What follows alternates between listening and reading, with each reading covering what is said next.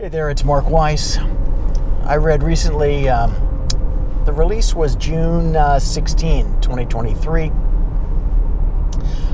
The release from the U.S. Department of Justice of the conviction of a pharmacist and others, I'm sure physicians will follow, for a compounded medication scam. These are pain creams, scar creams, and the like, that involved an interesting twist, at least something that I wasn't aware of previously.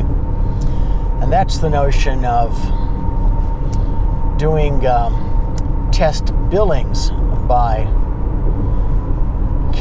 compounding scamsters, where they will put together test compounded medications combining, drug A, B, and C, and then another one of A, D, and Q, and submitting them as Medicare claims, TRICARE claims, other federal healthcare program claims, to see what strange combination yields the greatest reimbursement, and then push their related physician scamsters who are receiving kickbacks to write, we'll call it boatloads of prescriptions for, said compound medication or medications.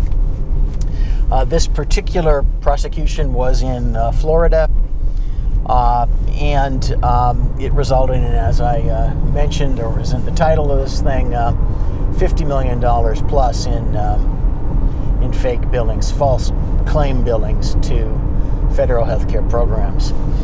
The danger here for physicians is that it is easy to get free money, and it's easy to get hooked up in these scams. When you're hooked up in these scams, it is a guarantee that one of your potential fellow defendants will become a prosecution witness, getting little or no actual punishment for flipping on the rest of you. It is perhaps harder to make money as a physician than it was 5 years ago, certainly 20 years ago. But there are legal ways to do it, and there are illegal ways. Getting involved with a compound pharmacy that is in all probability actually engaging in the illegal manufacture of drugs, as opposed to the compounding of prescriptions upon prescription by a physician, is an easy way to fall into the equivalent of the La Brea tar pits of healthcare fraud. Somebody's going off to prison.